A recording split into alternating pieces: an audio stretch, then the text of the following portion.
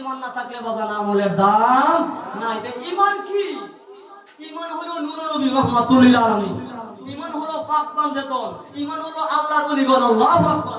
ঈমান হলো আপনার ওলিয়ে কামেল আপন মুর্শিদ, জুড়ে বলেন আল্লাহু আকবার। ওনার হলো ঈমানি ফুজি।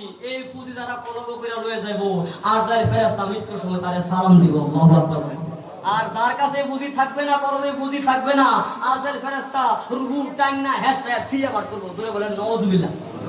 কবর গেলে ওই ফুজিউলারে সালাম দিব, ফেরেশতারা সালাম দিব, বলবো নিমকা নেমাতিল উরুজ, জোরে বলেন আল্লাহু আকবার। হে আল্লাহর বান্দা, তুমি আরামে ঘুমাও, তুমি আল্লাহর মেহমান, তোমার কলবে ঈমানি ফুজি আছে। আল্লাহ যে উদ্দেশ্যে দুনিয়া পাঠাইছে তুমি সেই ফুজি লইছো, তোমার ভিতরে তোমার কলবে ঈমানের টিকেট আছে। আল্লাহ তোমার জন্য বানাইছে এই বালাখানা জান্নাত, জুড়ে বলে আল্লাহু আকবার।